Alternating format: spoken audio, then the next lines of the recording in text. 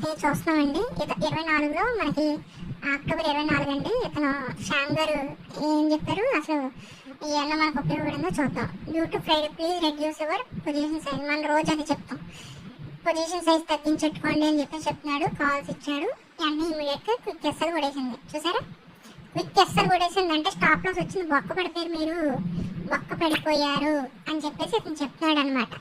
చూడండి, సెన్సెక్స్లో ఇమ్మీడియట్గా stop loss కొట్టేసింది. అది స్టాప్ లాస్ కొట్టిన సిఈ సైడ్ ఇచ్చాడు కదా, ఇమ్మీడియట్గా ఇది క్యాన్సిల్ కొట్టేశాడు అనమాట. నిఫ్టీ అతనికి నమ్మకం లేదంటే ఇది కూడా బొక్కడ పొద్దు అని చెప్పేసి ఇది కూడా క్యాన్సిల్ కొట్టేశాడు. క్యాన్సిల్ ఫర్ నవ్వు. తర్వాత మళ్ళీ పీ సైడ్ ఇచ్చేసాడు ఇమ్మీడియట్గా, సిఈ సైడ్ కాకుండా మళ్ళీ పీ సైడ్ ఇచ్చేసాడు. అంటే అది వర్కౌట్ అవ్వదు కదా, అందుకని ఇందులో ఏదైనా వర్కౌట్ అవుతుంది కదా అని చెప్పేసి వెయిట్ చెప్పేశాడు.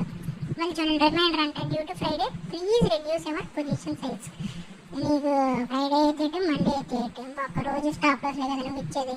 చూడండి ఏతను అసలు మనిషేనా చూడండి ఒకసారి. Stop loss taken will wait అంట. ఇలా ఉంది పరిస్థితి. స్టాప్ లాస్ టేకన్ రోజు మనకి స్టాప్ లాస్ లే, అర్థమవుతుందా మీకు?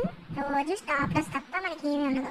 అది స్టాప్ లాస్ కొట్టింది కదా, అన్నీ ఇది క్యాన్సిల్ చేసేస్తాడు అనమాట. అది పీ కదా, అతను ఏ సైడ్ తీసుకుంటే ఆ సైడ్ స్టాప్ లాస్ కొడతాయండి.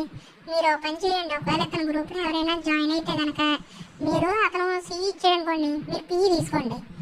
ఒకవేళ పీ ఇచ్చాడు అనుకోండి, మీరు సి తీసుకోండి, సరిపోద్ది. లేకపోతే స్టాప్ లాస్ కొడేసుకుంటాయి.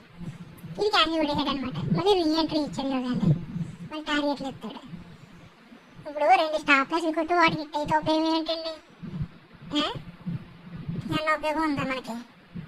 ఇది అబ్బా ఫస్ట్ టార్గెట్ వచ్చేసింది మనకి. ఫస్ట్ టార్గెట్ అండి. జనాలు సావదొక్కుతున్నాడండి బాబు. చూడండి, 679 మంది ఉన్నారు. ఇందులో ఒక్కొక్కరి దగ్గర నుంచి 3,000, ఒక్కోసారి ఆఫర్ ఉంటే 2,500 అలా తీసుకుంటున్నాడు కదా. చూసుకోండి, లెక్కలు వేసుకోండి మీరే. ఇది ఒక్క గ్రూప్, ఎన్ని గ్రూపులు ఉన్నాయో మనకు తెలియదు.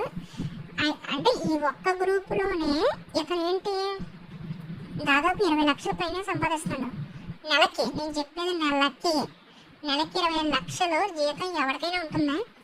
ఈ పనికి మళ్ళీ గ్రూప్ పెట్టుకొని మీరు నష్టపోతూ ఇతనికి డబ్బులు ఎందుకు చెల్లించాలండి అసలు? ఇమ్మీడియట్గా ఇతన్ని డబ్బులు ఎవరైతే నష్టపోయారో డబ్బులు అడగండి. డబ్బులు అడగండి ప్రతి ఒక్కరు, అర్థమవుతుందా? డబ్బులు అడగండి.